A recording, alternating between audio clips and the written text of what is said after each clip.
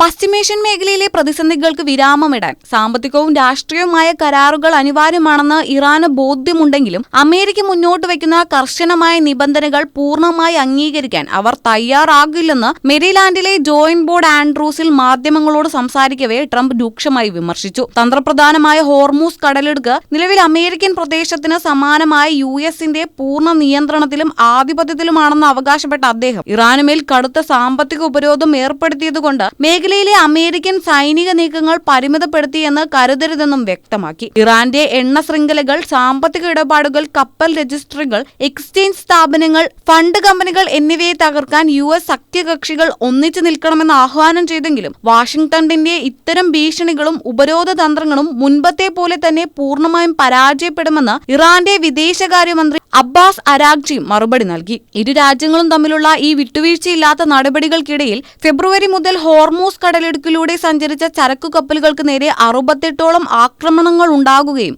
August 17-ന് Liberian കപ്പലിലെ chief engineer ഉൾപ്പെടെ 19 സീഫറർമാർ കൊല്ലപ്പെടുകയും ചെയ്തതായി യുഎന്നിന്റെ ഇന്റർനാഷണൽ മാരിടൈം ഓർഗനൈസേഷനും മാരിടൈം ട്രാക്കിംഗ് കമ്പനിയായ വിൻവാർഡും സ്ഥിരീകരിച്ചതോടെ അന്താരാഷ്ട്ര കപ്പൽ ഗതാഗതവും ആഗോള എണ്ണ വിപണിയും അതീവ ഗുരുതരമായ ഭീഷണിയിലൂടെയാണ് കടന്നുപോകുന്നത്.